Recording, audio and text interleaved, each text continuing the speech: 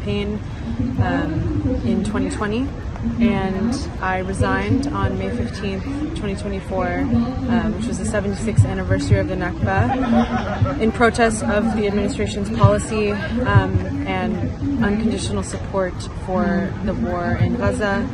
I felt that as an American Jew, I could no longer represent and serve the administration given their funding and enabling of the genocide of Palestinian people.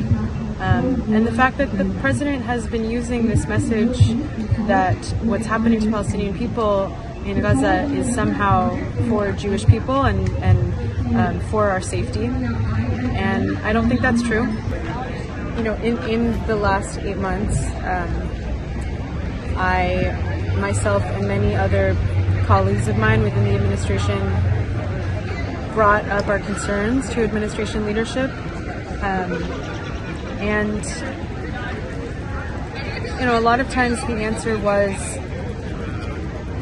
we hope that you feel like you're being listened to, but that even if you don't agree with the final policy, you can at least feel like your opinions were heard. And that leadership, you know, is listening to the people that they hired who are experts, especially, you know, folks who work on this issue every single day. And I don't really understand why they're not listening.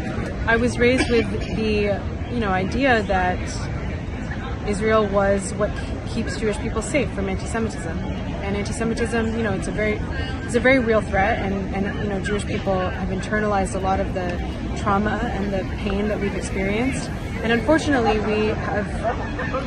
we believe this idea that, you know, that Jewish safety and Palestinian freedom are somehow at odds with each other.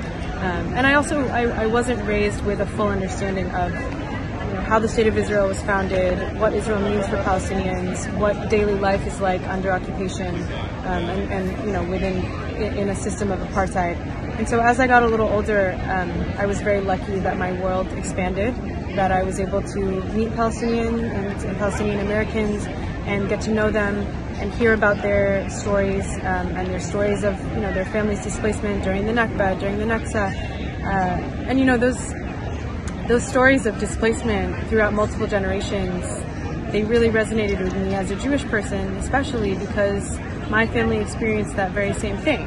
And Jewish people know what it is like to be displaced time and time again, generation after generation. I was very clear that, you know, I appreciated their sadness for my community and for the Israelis that I know, but that I wanted them to know that the reason that October 7th happened was not, you know, it was not in a vacuum.